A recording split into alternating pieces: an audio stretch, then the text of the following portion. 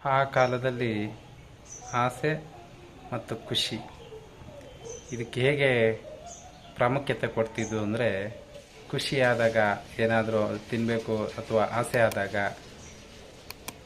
ಪಾಯಸ ಮಾಡ್ಕೊಂಡು ಕುಡಿತಿದ್ರಂತೆ. ಅದು ಇಲ್ಲ ಅಂದರೆ ಬೆಲ್ಲ ತಿಂತಿದ್ರಂತೆ. ಇಲ್ಲ ಮನೆಯವ್ರಿಗೆಲ್ಲ ಒಂದು ಸಂಭ್ರಮ ಅಂದರೆ ಇಡೀ ಮನೆಗೆಲ್ಲ ಪಾಯಸ ಮಾಡಿ ಕೂಡಿಸ್ತಿದ್ರಂತೆ. ಅದು ಆ ಕಾಲದಲ್ಲಿತ್ತು. ಆದರೆ ಈ ಕಾಲದಲ್ಲಿ ಹೆಂಗಿದೆ ಅಂದರೆ, ಸಂತೋಷ ಆಗ್ಬಿಟ್ರೆ ಏನು ಮಾಡ್ತಾರೆ ಗೊತ್ತಾ? ಆಸೆ ಸಂತೋಷ ಒಂದು ಲೆಕ್ಕದಲ್ಲಿ ಎರಡೂ ಒಂದೇ. ಆಸೆ ಅತಿ ಆಸೆ ಆಗ್ಬಿಟ್ಟದೆ. ಖುಷಿ ಆಯಿತು ಅಂದರೆ ಬಾಡೂಟ ಹಾಕ್ತಾರೆ ಈಗ. ಯಾಕೆ?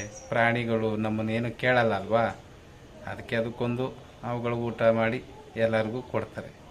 ಅದು ಇಲ್ವಾ, ಲಡ್ಡು ಪಾಯಸ ಹೋಳಿಗೆ ಏನೇನೋ ಮಾಡ್ತಾರೆ. ಆದರೆ ಅದನ್ನು ತಿಂದು 3 ದಿನ ಆದಮೇಲೆ ಮರ್ತು ಬಿಡ್ತಾರೆ. ಪಾಯಸದಲ್ಲಿ ಅದು ಹಿಂಗಿತ್ತು, ಬಾಡೂಟದಲ್ಲಿ ಹಿಂಗೆ ಮಿಸ್ಟೇಕ್ ಇತ್ತು. ಈ ನೆಗೆಟಿವ್ ಥಿಂಕ್ನೇ ಮಾಡ್ತಾರೆ ಈ ಕಾಲದಲ್ಲಿ. ಹಿಂದಿನ ಕಾಲದಲ್ಲಿ ಹಂಗಿರಲಿಲ್ಲ.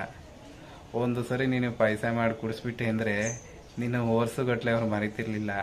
ಹಾಗೆ 1 ಎಕರೆ ಜಮೀನೇ ಬರ್ಕೊಟ್ಬಿಡ್ತಿದ್ರಂತೆ. ತಗೋ ನಿನಗೆ, ನನ್ನ ಖುಷಿಗೆ ತಗೋ, ನೀನು ಹೊಡಿಕೋ ಈ ಜಮೀನು ನನ್ನ ನೆನಪಿಗೆ ಅಂತಿದ್ರಂತೆ. ಅಂಥ ಯುಗದಲ್ಲಿ ಇದ್ದಂಥ ಈ ಜನ ಟೆಕ್ನಾಲಜಿ ಬದಲಾಗ್ತಾ ಕಾಡು ಊರಾಗ್ತಿದೆ, ಊರೆಲ್ಲ ಪಾಳು ಬಿದ್ದು ಕಾಡಾಗ್ತಿದೆ. ನಿಜ ತಾನೇ? ಈಗ ಕಾಡಲ್ಲೇ ಒಂದು ಸ್ಟೇಟಸ್ಸು, ಒಂದು ಸೂಪರಾಗಿರ್ತದೆ ವಾತಾವರಣ ಅಂತ ಅಲ್ಮಾನೆ ಕೊಟ್ಕೋತಾರೆ. ಇದ್ದವರೆಲ್ಲ ಒಬ್ರು ನೋಡಿ ಅಲ್ಲಿಗೆ ಹೋದಾಗ ಅಲ್ಲಿದ್ದವರೆಲ್ಲ, ಊರಲ್ಲಿದ್ದವರೆಲ್ಲ ಕಾಡು ಸೇರ್ಕೊಂಡ್ರೆ ಕಾಡಲ್ಲಿರೋ ಪ್ರಾಣಿಗಳೆಲ್ಲ ಊರು ಸೇರ್ಕೊಳ್ತೀವಿ. ಹೀಗೆ ಅದಲು ಬದಲು ಆಗ್ತಾ ನಮ್ಮ ಪ್ರಪಂಚ ನಿಧಾನವಾಗಿ ಹಾಳಾಗೋದಕ್ಕೆ ಶುರು ಆಗ್ತದೆ.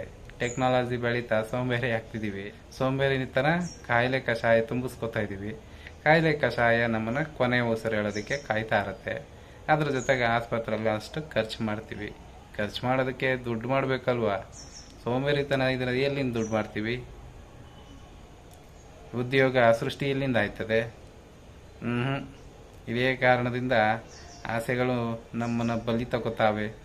ನಮ್ಮ ಸಂತೋಷ ನಮ್ಮನ್ನೇ ವಿನಾಶ ಮಾಡ್ತಾರೆ.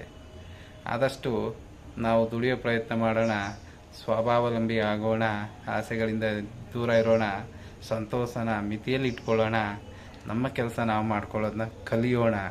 ಅದರಿಂದ ನಮ್ಮ ಬದುಕು ತುಂಬ ಸುಂದರ ಅಲ್ವಾ?